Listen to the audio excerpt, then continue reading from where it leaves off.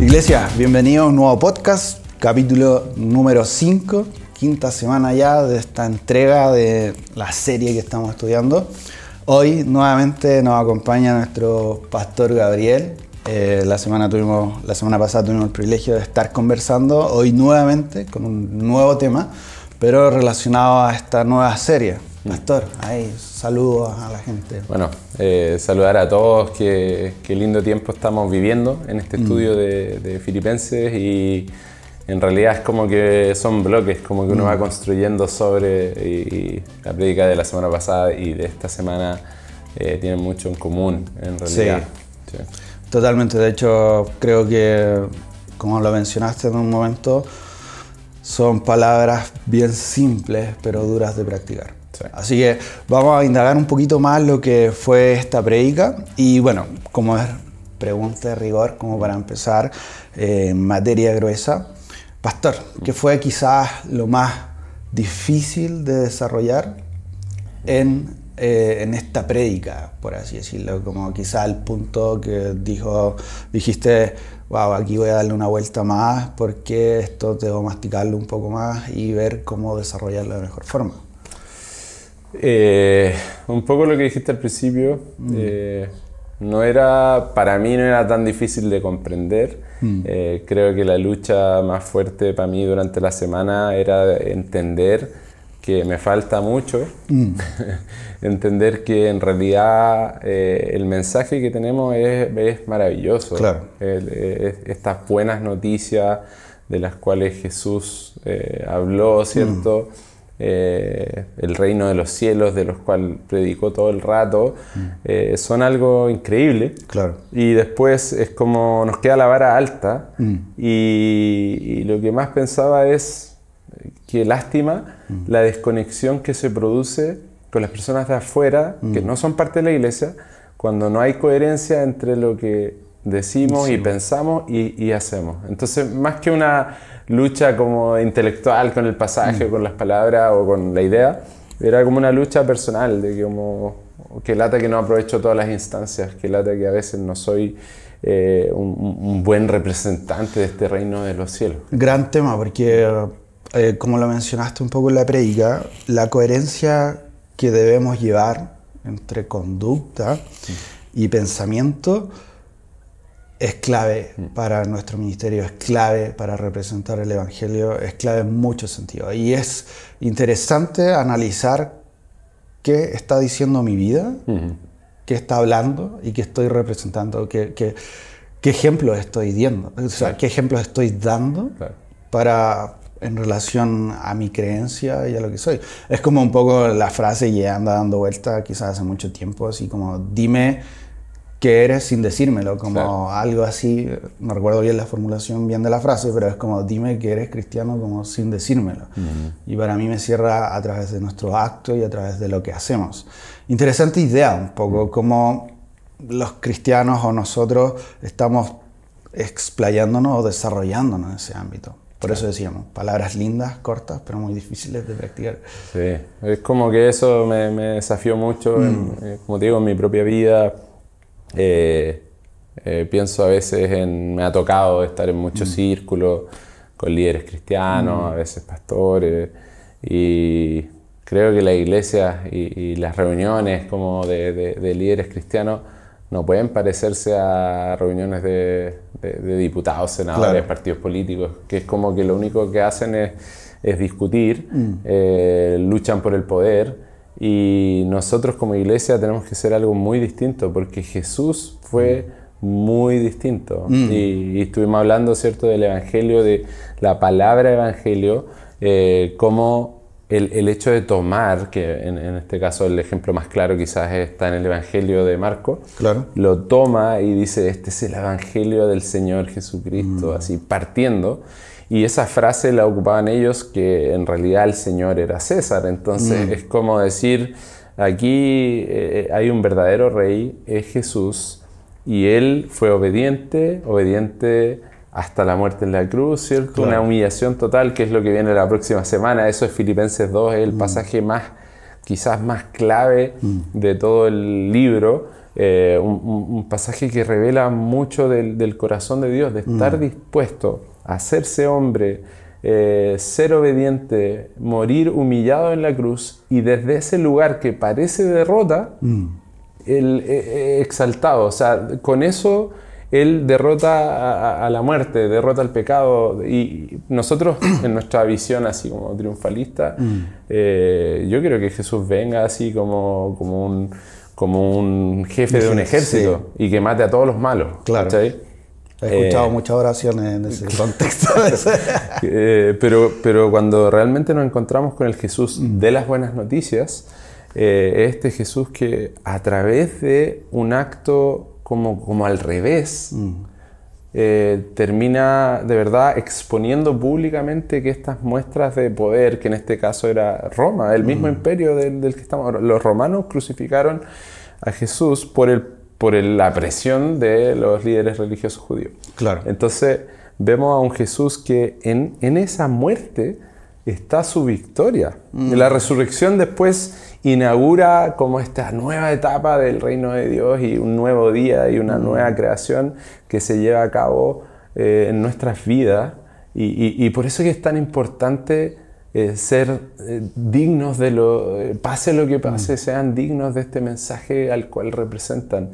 Entonces la orientación de nuestra vida tiene que ser distinta. No podemos estar luchando por poder, no podemos ser personas apretadas, no podemos ser personas que no perdonan. Tenemos que ser personas que aman, que son generosas, que perdonan, todo eso. No podemos ignorar un poco lo que tú mencionabas, el gran sacrificio de Cristo. Como que si uno, a mí me pasa un poco, como que un lema personal es como, no puedo decirle que no a Dios, a Cristo, porque Él hizo el acto de morir por mí. Y eso lo llevo así como desde pequeña a grandes cosas, como cuando partí en la iglesia, yo decía, no puedo decir que no, como recuerdo cuando era muy pequeño, muy chico, me pidieron ayuda con mi familia, oigan, pueden venir a hacer aseo a los baños y todo, y yo en ese tiempo estaba ahí. Entonces, desde ahí empecé a pensar como, ¿cómo voy a decir que no si Él hizo algo tan grande en mí y para mí? Entonces, como que eso de a poco, a medida que iba creciendo, le iba tomando peso como para poder autorrecordarme el sacrificio, esta idea, y poder plasmarlo en mi estilo de vida y ir plasmándolo como un ejemplo de vida, por así decirlo. Hace años atrás me pasó algo muy chistoso. Cuando trabajaba en la agencia, tuve un encuentro algo duro con mi jefe y yo estaba enojadísimo. Llamé a Fernanda, mi esposa, desde el baño y le dije, no, amor, sé que hoy día me despiden, porque estaba muy enojado. Y mi jefe justo había salido y yo dije, no, cuando llegue voy a hablar con él y de aquí me voy a pescar mis cosas, hablo con él y me voy y que me despida y que pase lo que pase. Y Fernanda me dice, pero amor, intenta orar, como cálmate un poco, ve cómo van las cosas y todo. Listo, como que ya dije, ya voy a orar, oré un rato, me enfrié, me tranquilicé. Llegó mi jefe y le dije a mi jefe, podemos conversar y todo. Y cuando empezamos a conversar, yo estaba muy enojado. Pero traté de acordarme mucho de decir, o sea, pensaba, si me enojo y digo cualquier cosa y me voy a estar dando un ejemplo así horrible. Y en la oficina igual, mis amigos más cercanos en ese entonces sabían que era cristiano. Entonces me iba a decir qué ejemplo y todo, como que típico. Sí.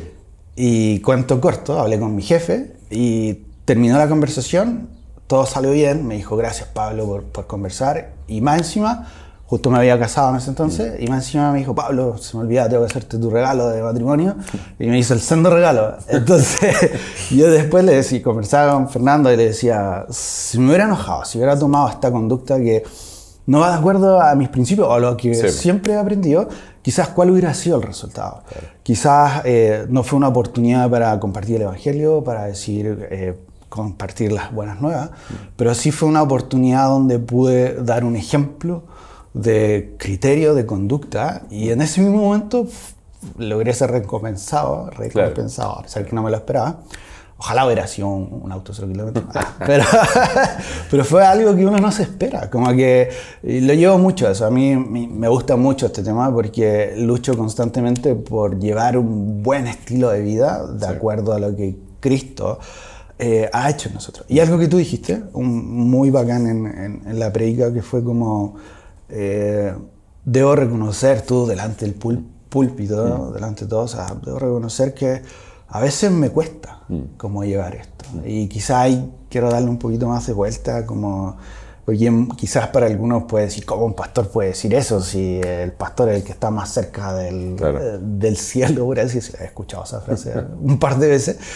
Pero es interesante, porque a mí me llegó mucho, porque uno que se esfuerza mucho, igual el reconocer tus debilidades es parte del mejorar, por así decirlo. Claro, claro. Y yo pienso que, no sé, que quizá una de las grandes razones que nuestro mensaje no es tan coherente es que tratamos de como elevarnos a nosotros mismos, como que fuéramos los mejores.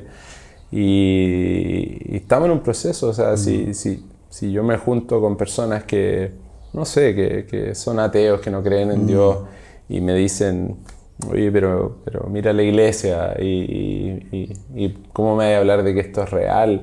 Claro. Mi primera reacción sería, lo siento, es verdad, en realidad fallamos mucho, pero estamos en proceso, estamos intentando.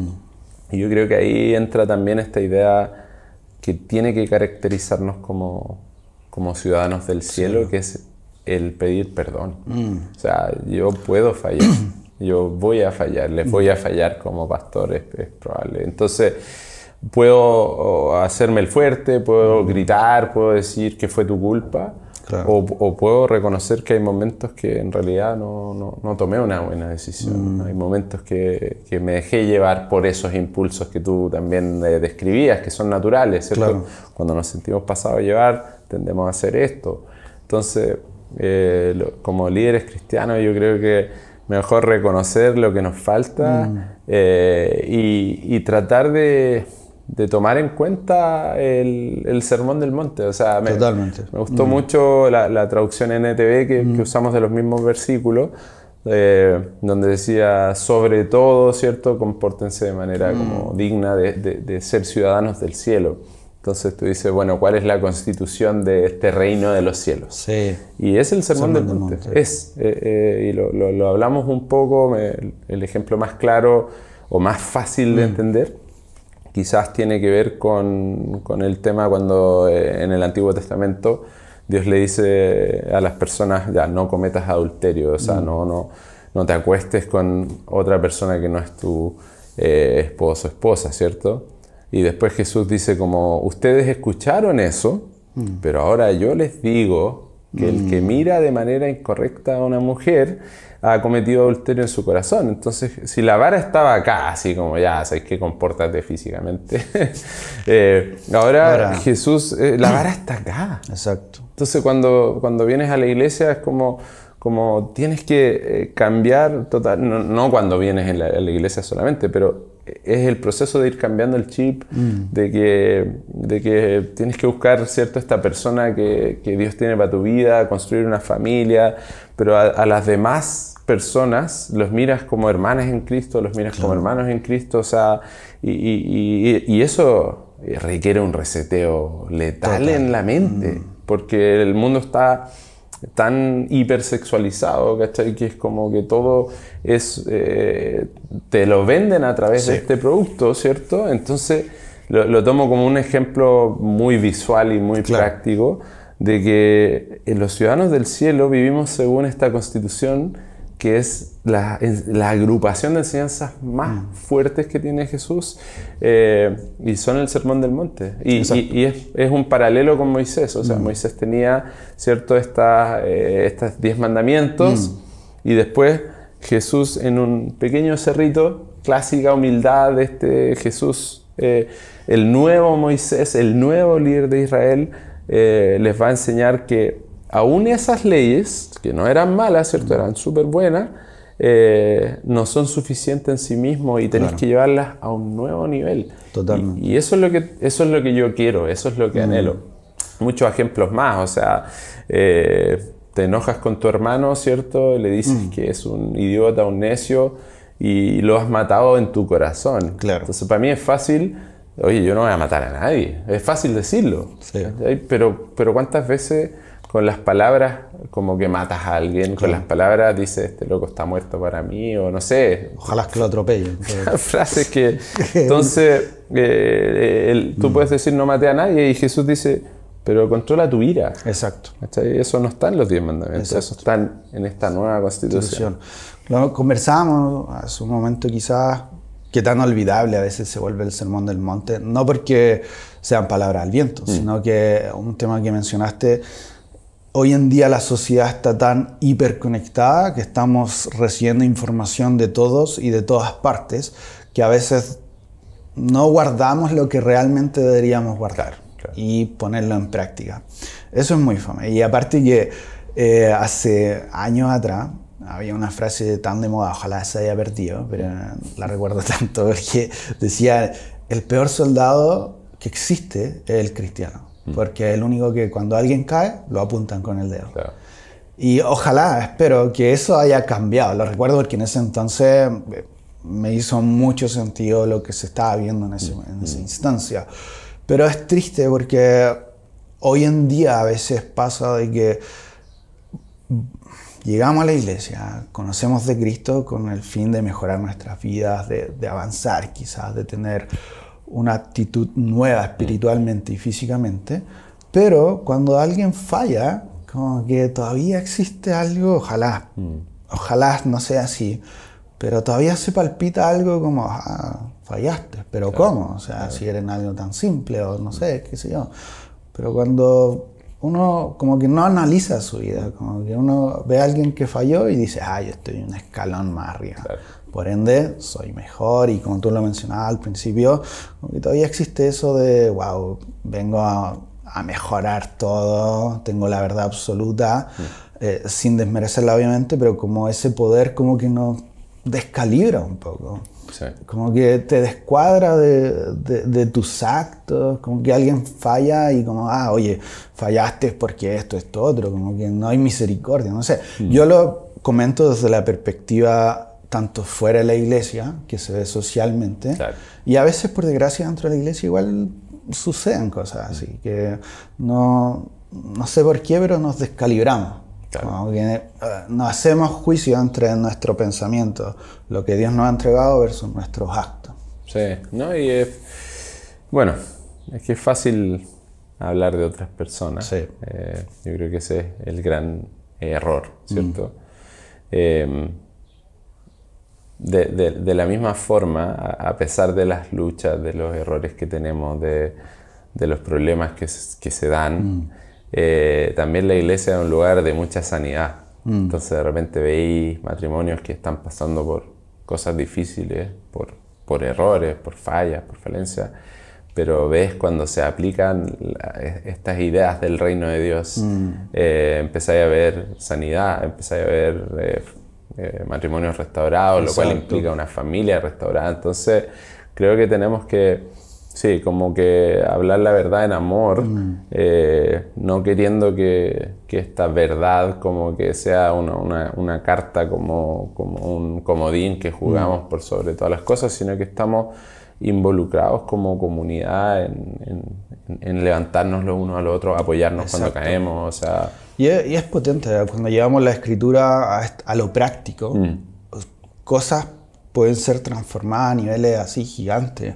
Recuerdo mucho una época de mi vida que tenía muchos amigos fuera de la iglesia y salíamos, qué sé yo, compartíamos mucho, pero cuando ellos tenían problemas, siendo no de la iglesia y ellos sabiendo que yo era cristiano, siempre me iban a preguntar como, oye, bro, ¿cómo sé qué me pasa esto? Porque un par de ellos me dijeron, pucha, bro, tus consejos son los únicos que en realidad me sirven. Y yo no estaba inventando nada, no estaba diciendo, no era el mejor consejero de la vida. Lo único que hacía era repetir un poco lo que yo aprendía de la Biblia y cómo llevarlo a cabo. O sea, tan simple como eso y tan simple como generar un impacto tan potente. Ahora quizá el tiempo de nuevo pasa volando a full. Y quizás como para ir cerrando, quería cerrar con esta idea, no la quería dejar pasar, que fue algo que mencionaste, que es sobre las luchas. ¿Qué tan las personas fuera de la iglesia, cómo nos identificarían a nosotros en el contexto de que, oye, somos una iglesia que luchamos por la fe o luchamos por otra cosa? Me gustó mucho ese punto y sobre todo cómo lo planteaste. Es como, y quizás aquí vamos a elevar la vara un poco más arriba de lo que ya se ha elevado en todo este tiempo, pero ¿cómo la sociedad reconoce el movimiento si realmente ellos reconocerán o somos nosotros representantes de una fe unánime o no? Un tema así potente. Sí, bueno, ahí pueden repasar la prédica un poco de los versículos 27 y 28. En un momento los ordenamos por puntos, ¿cierto? Y uno de esos puntos era... Muy buen esquema. Luchar, ¿cierto? Luchar por esta fe del Evangelio, luchar por estas buenas noticias. La iglesia probablemente no es reconocida por esa siendo su lucha mayor. Como que creo que la iglesia en muchos sentidos está peleando pequeñas batallas. Y no estamos unidos, estamos peleando pequeñas batallas, ¿cierto? Y cuando nuestro llamado en realidad principal es declarar que Jesús es el Señor, que Él es el Rey del universo y que en este momento...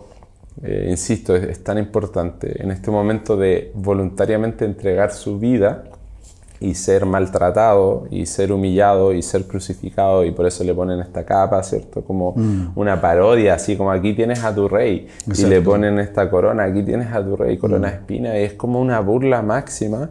En ese momento, ese es el momento que Jesús derrota así como los poderes de este mundo.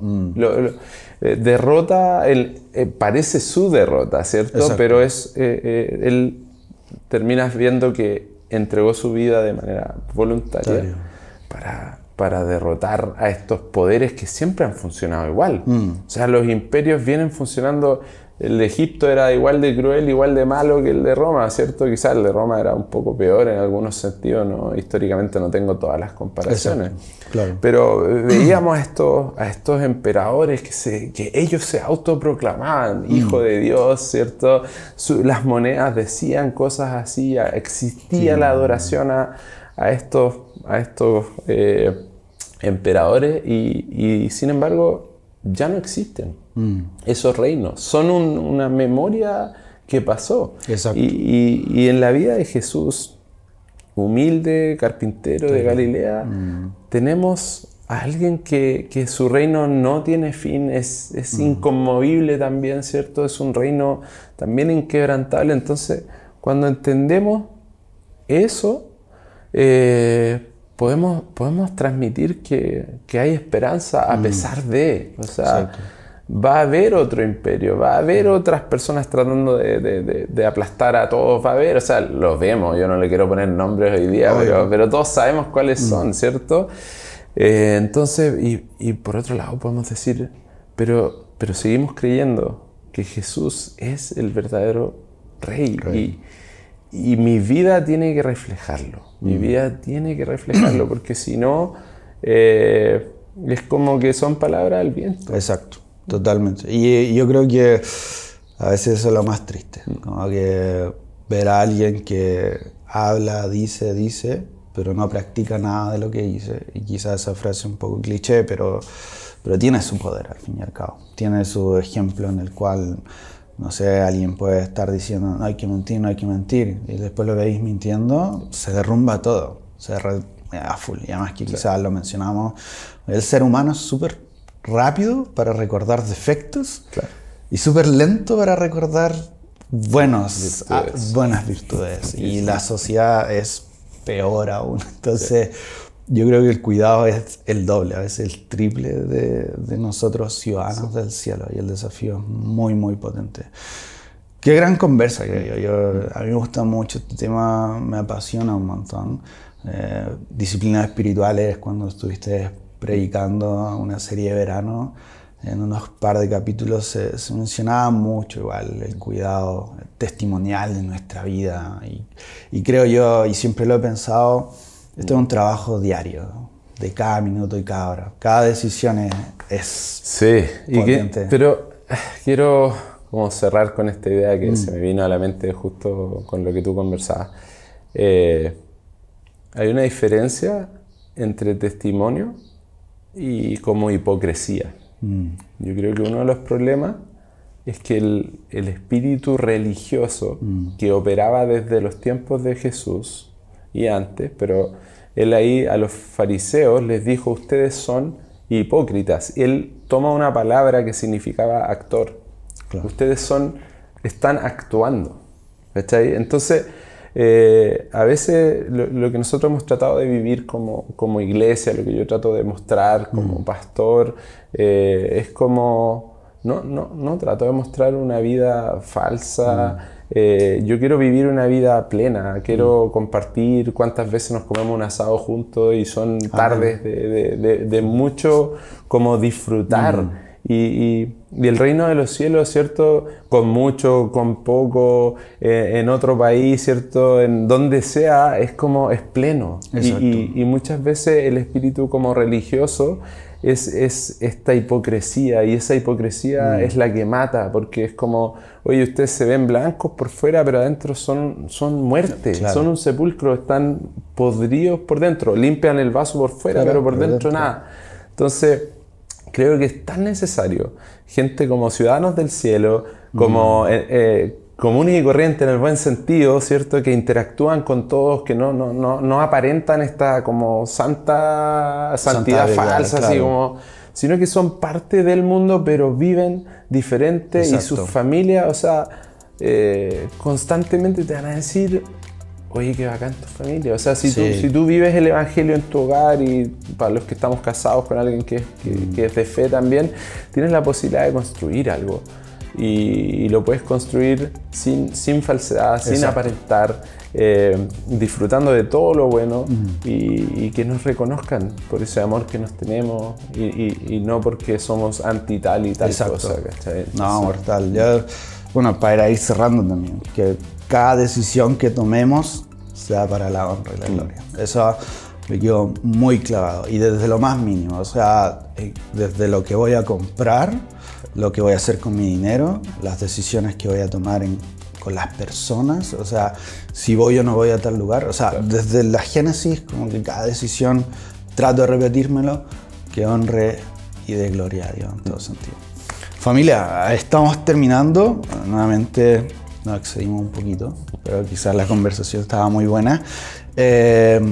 Nos despedimos de este nuevo podcast. Gracias por acompañarnos hasta este punto, hasta estos minutos, y esperemos que estén disfrutando y complementando estos podcasts con los estudios de Grupo de Conexión. Así que, exacto. Pastor, palabras para cerrar.